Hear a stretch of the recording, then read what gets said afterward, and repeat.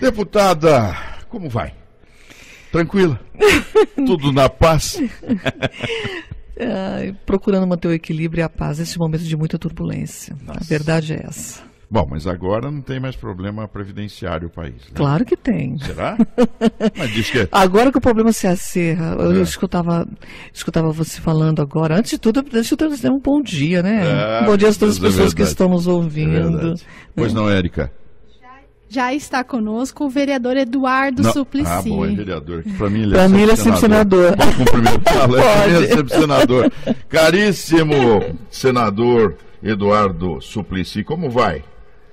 Muito bem, obrigado, doutor Tânis. É uma satisfação participar aí do Direito Nosso de Cada Dia, da Rádio Brasil, de Campinas e de toda a região de Campinas, e em especial conversando também com a deputada federal Ana Perugini, que hoje tem uma missão muito especial de estar lá em Brasília, porque extraordinariamente nesta segunda-feira vai ser votado o projeto de intervenção lá no estado do Rio de Janeiro. Sim.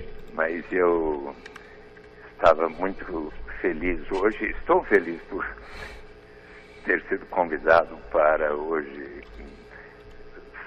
dar uma aula especial, uma aula magna lá na Faculdade de Hortolândia, da Uniesp.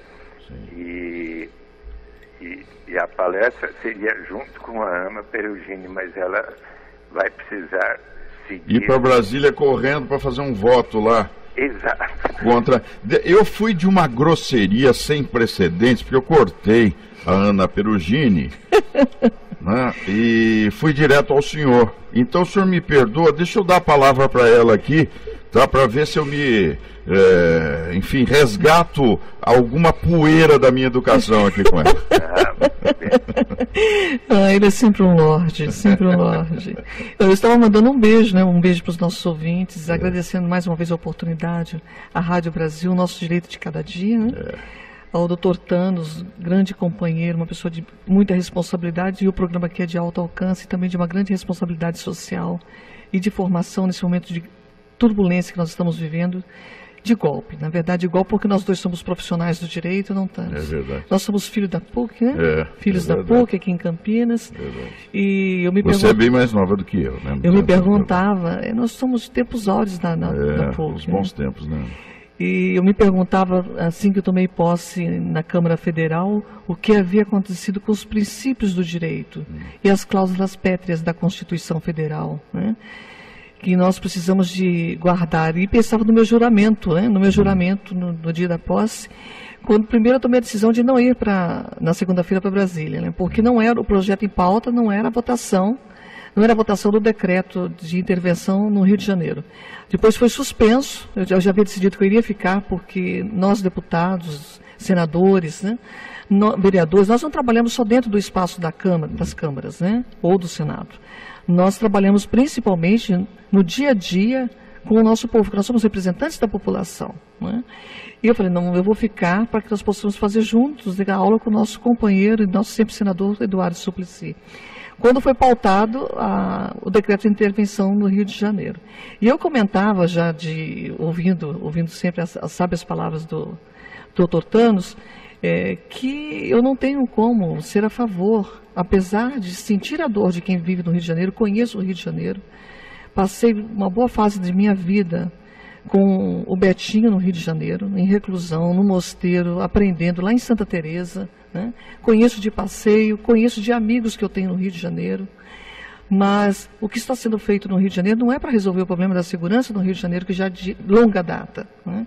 O que acontece é que o presidente da República hoje, Michel Temer, com a aprovação desse decreto, receberá em mãos um poder de suspender o decreto e botar a reforma da Previdência assim que ele conseguir o quórum. Porque ele não tirou de mente nem de projeto, e isso a imprensa tem noticiado, da votação dessa reforma previdenciária, que é de uma crueldade sem precedentes em relação ao povo trabalhador do nosso país. Então nós precisamos estar hoje para fazer a discussão desse estado de intervenção lá na Câmara Federal e convencermos aqueles que não estão convencidos. Infelizmente o quórum é um quórum de maioria simples, de 257 deputados, passando na Câmara e vai para o Senado. Né? Nós já temos ouvido manifestações a respeito do Senado, porque a insegurança do nosso país, não só no estado do Rio de Janeiro, mas a insegurança em grande parte dos estados, inclusive aqui no estado de São Paulo, gera uma busca por segurança. E o que está acontecendo no Rio de Janeiro não é para resolver o problema da segurança. Não é de maneira nenhuma, porque se fosse para resolver o problema da segurança, nós teríamos um estado de cooperação, Claro. nós teríamos o Exército cumprindo a sua função, que é de guardar nossas fronteiras, de impedir inclusive o tráfico de armamento para a cidade do Rio de Janeiro, para o estado do Rio de Janeiro. Né?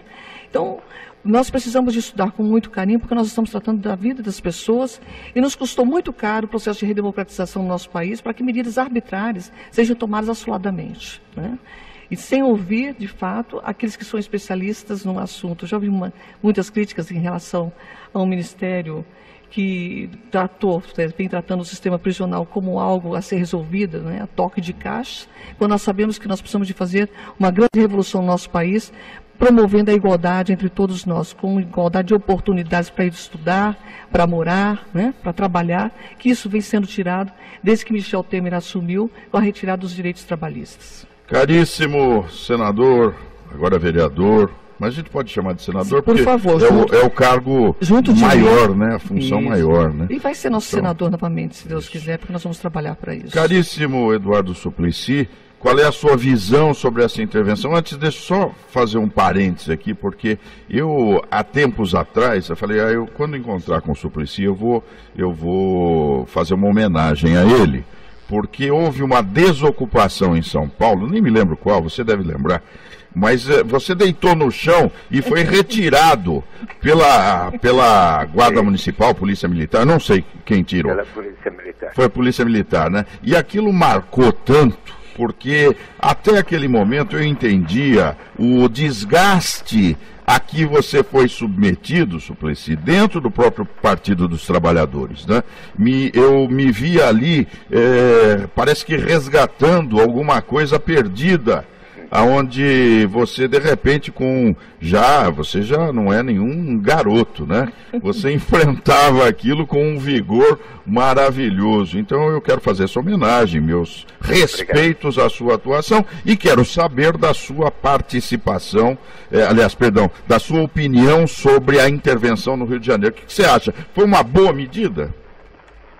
Olha, eu acho que essa medida relembra um pouco o tempo do regime militar, da ditadura militar, e eu tenho enorme preocupação com abusos que possam estar ocorrendo. Eu ouvi falar, por exemplo, que soldados do Exército começaram a encostar na parede diversos meninos jovens, 12, 13 anos, para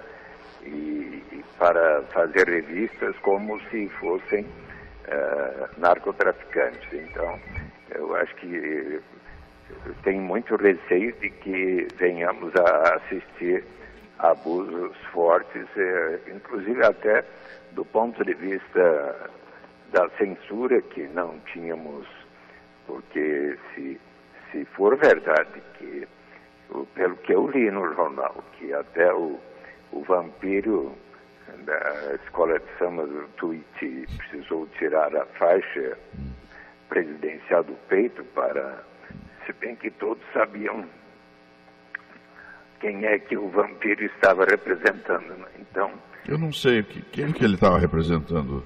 Bem, a expressão é que ele estava representando um presidente não eleito diretamente pelo povo. Ah, tá bem, agora já identifiquei. Então, e agora, e no desfile das campeãs, precisou retirar a faixa. Então, será que já estamos chegando a tal ponto da censura? Mas, felizmente, nós vimos neste carnaval o povo brasileiro expressar com muita sinceridade o seu sentimento em quase todos os estados brasileiros. Ainda ontem aqui, a Daniela Mercury, ao cantar e fazer vibrar todo o povo que estava assistindo lá na Rua da Consolação, é isso que ela diz, que a gente quer um presidente eleito pela gente e não queremos mais autoritarismo. Acho que, e daí a população ali vibrou mais uma vez, como aconteceu no Rio de Janeiro, quando os blocos de carnaval expressaram muito bem o sentimento da população hoje com respeito aos arbítrios que estão acontecendo. Bem, houve uma reunião, várias reuniões, o governador Pezão esteve presente e hoje pela manhã escutei uma entrevista com o presidente Rodrigo Maia, na qual, enfim, ele procurou evitar conflitos com o próprio governo, ele se colocou de maneira, vamos dizer, receptiva à intervenção. Não há problema com relação à postura de cada político, cada um pensa de uma forma. Mas o que me chamou a atenção foi a incompetência do governo Pezão no Rio de Janeiro. Uma incompetência declarada, não somos capazes. Mantê-lo no governo, na sua opinião, é adequado? Porque um governo que é incompetente na segurança é incompetente na saúde, eu imagino, né? Incompetente na administração dos órgãos públicos, é incompetente de maneira geral. Essa intervenção com a bandeira a meio pau, ela é uma intervenção que vai buscar um resultado ou vai deteriorar, na sua opinião, vamos fazer um exercício de futurologia, vai deteriorar cada vez mais as relações institucionais hoje existentes no país? Começo pelo senador Eduardo Suplicy e depois quero ouvir a opinião da nossa deputada Ana Perugini. Com muita afinidade com o que estava dizendo Ana Perugini, eu acho que o que caberia emergencialmente é tomar as medidas para efetivamente transformar a realidade do Rio de Janeiro e brasileira, e com políticas sociais de altíssimo alcance, seja pela melhoria muito especial da qualidade de educação para todos os meninos e meninas, para todos os jovens, inclusive em tempo integral. Também medidas para que já constituem objeto de lei, mas só falta implementar o direito de toda e qualquer pessoa, não importa a sua origem, raça, sexo, idade, condição civil, mesmo socioeconômica, de participarmos todos da riqueza comum de nossa nação através de uma renda que, na medida do possível, com o progresso do país, será suficiente para atender às necessidades vitais de cada um. No dia em que qualquer dessas pessoas que hoje que sobrevivem do narcotráfico no Rio de Janeiro ou em São Paulo ou em outros lugares, o dia que houver para si e para cada membro de sua família uma renda suficiente para atender às suas necessidades vitais, essa pessoa vai ter o direito de pensar um pouco: agora eu não preciso necessariamente estar realizando esse tipo de trabalho que coloca a minha vida em risco. Agora eu posso, graças à renda básica, para mim, para todos na minha família, aguardar um tempo, quem sabe fazer um curso numa boa escola por aqui, até que surja uma oportunidade mais de acordo com a minha vocação. Portanto, eu acho que o que deveríamos estar colocando em prática mais urgentemente são medidas nesta direção que possam contribuir efetivamente para erradicar a pobreza absoluta e diminuir as desigualdades que são as que estão causando tamanho grau de violência em nosso país e que, na verdade, constituem objetivos fundamentais da Constituição brasileira. No artigo 3º, inciso 3 da Constituição, pode lá observar que isso que precisaria ser feito como objetivo fundamental dos 3 níveis de governo: municipal, estadual e nacional. Deputada Ana Perugini. Em relação ao governador, em relação ao prefeito do Rio de Janeiro, em relação a qualquer membro do Poder Executivo, que assuma a cadeira do Poder Executivo. Eu acredito que a nossa Constituição já prevê isso. Né?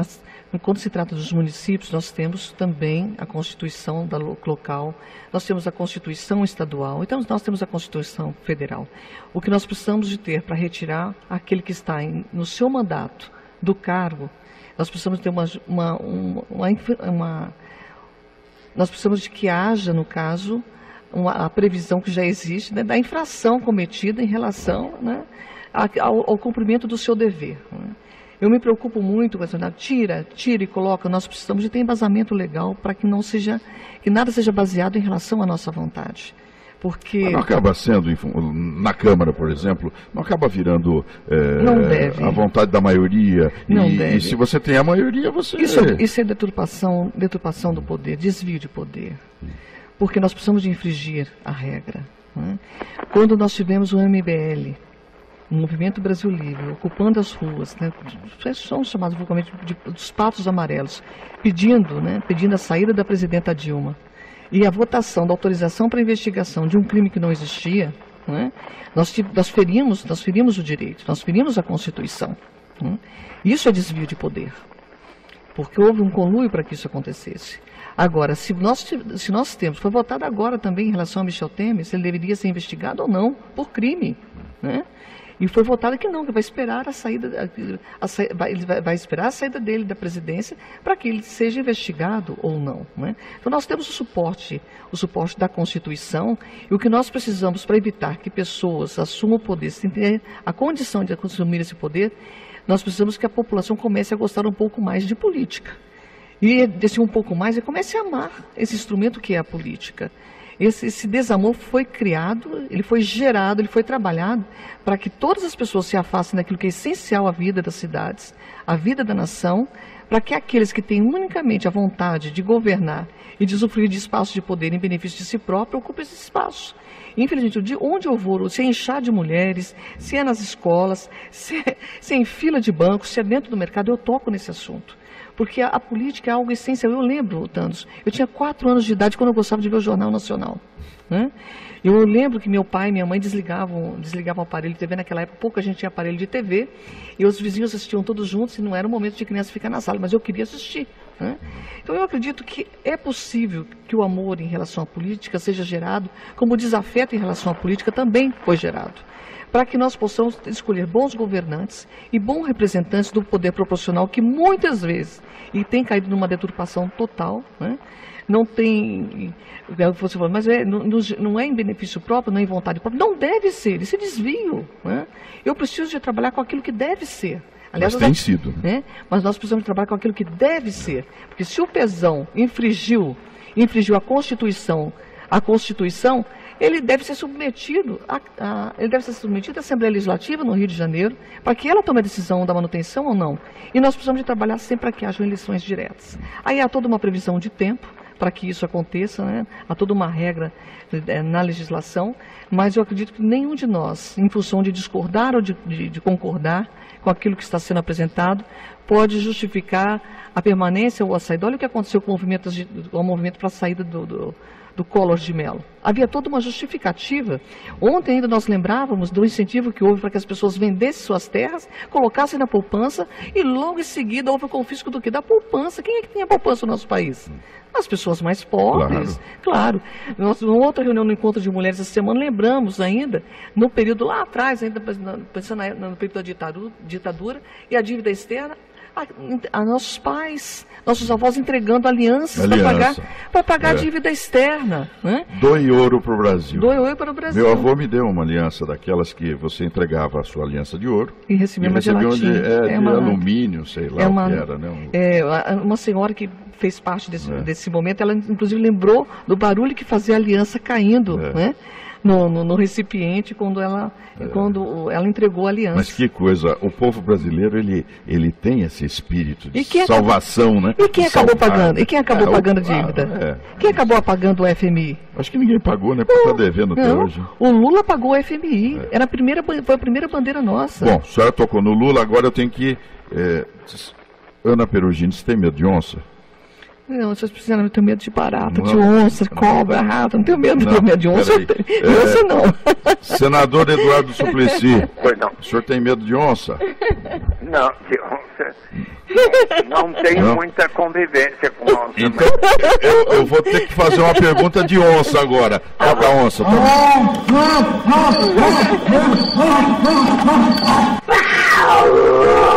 Bom, vou fazer uma pergunta de onça.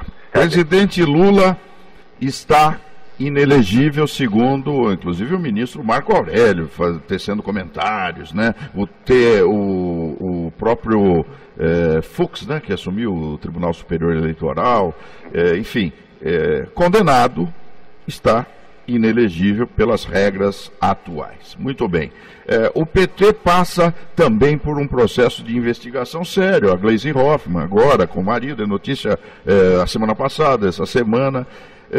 Que PT o senhor vai representar numa suposta candidatura, caríssimo senador Eduardo Suplicy? Qual é o PT que nós vamos ter nas próximas eleições? Porque o senhor também foi colocado meio de lado pelo PT, né? Foi difícil lá dentro, a gente sabe bem que há cisões em todos os partidos. O que o senhor pretende? Bem, E como o senhor pretende enfrentar isso? para começar com respeito ao presidente Lula, eu tenho a confiança de que será possível obter, junto ao Supremo Tribunal Federal, o direito dele expressar toda a sua defesa e de uma maneira efetivamente mais completa, uma vez que, se formos examinar o que aconteceu no Tribunal Federal do Recurso 4 em Porto Alegre, se lembrar daquele dia 24 de janeiro, foram praticamente 10 horas quase de denúncias realizadas com respeito ao presidente Lula, ainda que sem a comprovação completa daquilo que poderia ter ocorrido, e apenas 15 minutos para os defensores do presidente Lula, e tivemos aquele resultado de 3-0.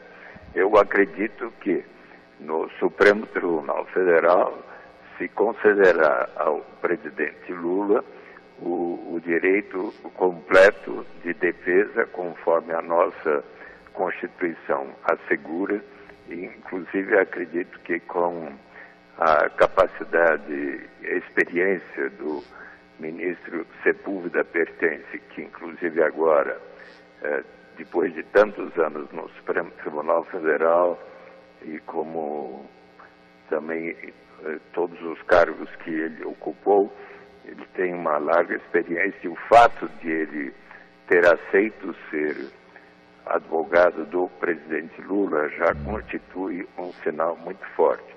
O presidente Lula nos tem dito que ele não cometeu qualquer crime ou ilicitude, muito menos de enriquecimento ilícito, e ele quer ter a oportunidade de comprovar isso de maneira cabal. E eu acho que nós precisamos aguardar esta decisão, especialmente junto ao Supremo Tribunal Federal, uma vez que ele, como presidente da República, acredito, por 8 anos, acredito que terá a oportunidade de ali se defender. Com respeito ao PT que eu defendo, é aquele mesmo Partido dos Trabalhadores que, quando eu eleito deputado estadual pelo MDB e colocando-me muito junto aos movimentos sociais, aos metalúrgicos, aos professores, aos lixeiros, e preocupado com a questão de infringência aos direitos humanos, quando, por exemplo, havia maus tratos aos menores da FEBEM, era chamado, ia lá e assim por diante. Então, quando chegou o segundo semestre de 79, e aqueles líderes intelectuais e sobretudo sindicais, que estavam formando o PT. Me convidaram para ser fundador do PT e eu li os seus estatutos, participei da reunião no Colégio Sion de fundação e ali continua a ter os mesmos objetivos de transformar o Brasil numa nação justa, civilizada, fraterna, onde possamos ter estes valores e sempre a favor da ética, da transparência. Se numa organização de mais de 1.800.000 pessoas filiadas, alguns cometem erros, por vezes gravíssimos, constitui nosso dever procurar prevenir e corrigir estes erros e ali onde estivermos, seja quando eu fui deputado, vereador, senador por 24 anos, hoje senador, secretário de Direitos Humanos do prefeito Fernando Haddad, que considero uma pessoa extremamente séria, dou o meu testemunho a respeito da honestidade dele, que nunca ouvi realizar qualquer ação que não fosse extremamente correta. Então, eu tenho procurado assim agir. Felizmente tenho tido assim manifestações de respeito e carinho para comigo por onde tenho andado e eu tenho sido estimulado. Você sabe que depois de em 2014 Sim. ter ocorrido um verdadeiro tsunami sobre o PT no estado de São Paulo, porque a presidenta Dilma no primeiro turno teve 70%, 80% dos votos ali no Nordeste e no Norte, no estado de São Paulo apenas 25%. Eu tive 32,5%, 6.600.000, mas não foi o suficiente, José Serra venceu. Mas 2 dias após ter terminado o meu mandato de senador, fui honrado pelo prefeito Fernando Haddad para ser secretário de Direitos Humanos e Cidadania, que realizei com todo o entusiasmo até março de 2016, quando perguntei ao Fernando Haddad e ao PT, vocês preferem que eu continue até 31 de dezembro ou me desincompatibilize para ajudar vocês como candidato a vereador? Assim acharam por bem. E então o povo paulistano me concedeu, me deu 301.446 votos, o recorde na história de São Paulo. Vereador mais votado qualquer vereador. É isso mesmo. Então o que aconteceu comigo Sim. foi aquilo que você conhece bem, Dr. Towns, que nos recomenda aquele grande compositor paulistano, o Pasolini, numa das canções que você conhece e sabe cantar, não é verdade? Me ajuda aí, senador. Minha memória não está tão boa quanto a sua. Eu tenho certeza que você sabe muito bem. Então começa. O homem de moral, se ele tem uma queda, não desanima. Nem mesmo segura a mão da mulher que lhe estende a mão.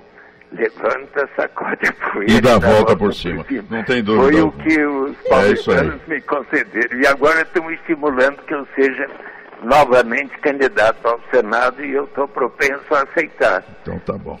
Deixa eu passar a palavra. Nós temos agora 7 minutos. Vamos ouvir aqui as perguntas dos ouvintes, que eu tenho uma audiência rigorosa. E se eu não fizer, eu vou ter problema. As perguntas dos ouvintes e eu passo a palavra para a deputada Ana Perugini. Vamos lá. A pergunta do Afonso, sempre aqui ouvindo a rádio, ele falou que gostaria de fazer uma pergunta aos convidados. Se caso o Aécio Neves, o Serra, eles forem ao Rio de Janeiro, eles também serão presos devido à intervenção militar? É um gozador, né? É um gozador. O que você acha, Ana Perugini? Deputada, tem medo de onça, não? Não tenho medo de onça, não. Eu tenho medo de barata, mas vou perder. Negócio é um chinelo bom, viu? É um medo irracional, ainda é possível vencer. Mas, Afonso, você é provocador, Afonso. É provocador. Você é provocador. Como profissional do direito, o Dr. Tânis está aqui do meu lado, Eu acredito que se o Aécio Neves for ao Rio de Janeiro, já que ele não pesa nesse estado de intervenção nenhuma medida contra o Aécio Neves, naturalmente ele não será preso, não é isso, doutor Tânis? É isso mesmo. Eu preciso dizer que não há Pode ir para a praia. Nenhuma sentença condenatória de maneira bem objetiva, mas você é bastante provocador. Eu acredito que nós precisamos de pensar muito quando vamos tomar qualquer medida em relação à política, porque é inteligente a sua provocação. E o PT fica de pé? Olha, eu acabei do Partido dos Trabalhadores, Thanos, em 1983, uma luta por água. Sabe que eu fui morar na cidade de Hortolândia, era Sumaré. Sumaré pertencia a Campinas, depois Sumaré. Eu lembro quando meus pais compraram um terreno ali, Carnezinho, S. Silva, e a gente foi morar num lugar que não tinha água. Eu tinha saído do centro de Jundiaí e não tinha água. Eu morei aqui em São Paulo, nessa vocação de imigrantes, né, que é a vocação de todo brasileiro, saindo do Espírito Santo. E quando nós chegamos, era um breu, não tinha água, não tinha ônibus, não tinha escola. Não tinha nada. Então você imaginou. Então eu acabei indo para o PT, sabe por quê? Porque uma vez, numa manifestação, bem lá atrás, nós chegamos na porta da prefeitura, nós não conseguimos entrar. A Câmara ficava atrás, nós não conseguimos nem entrar na Câmara e nem conseguimos ser atendidos na prefeitura. Né? Então, ou a gente se reúne para um dia ter alguém nos representando na Câmara, ou nós vamos continuar tomando banho de chafariz, era isso. Então, assim, eu acredito que a mesma motivação que acabou me levando para o Partido dos Trabalhadores, que naquele momento nós olhamos e estudamos, está nascendo o Partido de São Bernardo, não é esse aqui, porque o Partido dos Trabalhadores, eu acredito que é um partido. Né? Eu tenho aprendido muito com meus companheiros de bancada, temos pessoas assim, de uma idoneidade sem precedentes, e eu acredito que problemas nós vamos ter em qualquer instituição, mas o Partido dos Trabalhadores ainda é o maior partido de esquerda do nosso país e que tem uma história. Ele não foi forjado para assumir um poder, ele foi construído numa luta para que houvesse democracia e mais espaço para os trabalhadores e trabalhadoras do nosso país, quer pelas comunidades eclesiais de base, quer pelo sindicalismo, como o senador Eduardo Suplicy bem lembrou. Então eu acredito que o PT vai ficar de pé sim, né? Ainda que nós temos processos de cassação de legenda e outros processos contra o presidente Lula, ainda que isso aconteça, porque há uma história muito forte. Eu lembro de um professor de filosofia que falava na nossa PUC, falava assim, uma cidade, um povo sem história, ele é gelatinoso. Conforme o vento toca, a gelatina se move. Eu acredito que o Partido dos Trabalhadores tem história. Tem história e nós precisamos de resgatar essa história, pensando sempre no país que nós desejamos. Aí sim vale a pena lutar. Do contrário, eu ainda mencionava ontem uma chuva danada, nós um encontro com os aposentados ainda, conversando. Do contrário, é mais fácil comer pipoca e tomar guaraná. Mas e o país que nós vamos deixar para os nossos filhos e filhas? Como é que vai ser? Pelo amor de Deus. Nós estamos a 3 minutos do final do programa.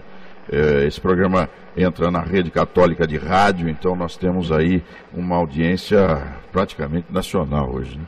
Mas eu gostaria que em 1 minuto, sei que é difícil, hein? 1 minuto, hein, senador? Sei que é difícil, mas o senhor tecesse aí suas considerações finais. Olha, como nós estamos falando também para a Rádio Católica, eu gostaria aqui de prestar minha homenagem, minha afinidade com uma das figuras maiores de nosso tempo, que é o Papa Francisco, que tem em cada lugar do mundo contribuído muito para que haja a realização da paz, mas que precisa ser precedida, como ele tantas vezes tem propugnado e recomendado aos governantes, aos chefes de Estado, para que tomem imediatamente as medidas que venham a significar a realização da justiça, para que então possamos ter efetiva paz no planeta Terra e em nosso país, para que haja muito menor grau de violência, de criminalidade. E lembramos-nos sempre da lição de Thomas More em 1516, no livro Utopia. Muito melhor do que infligir estes castigos horríveis a quem não tem outra alternativa senão de primeiro tornar-se um ladrão para então ser transformado em cadáver, é você assegurar a sobrevivência das pessoas. Um abraço. 1 minuto, deu certinho. Deputada Ana Perugini. O convite para hoje.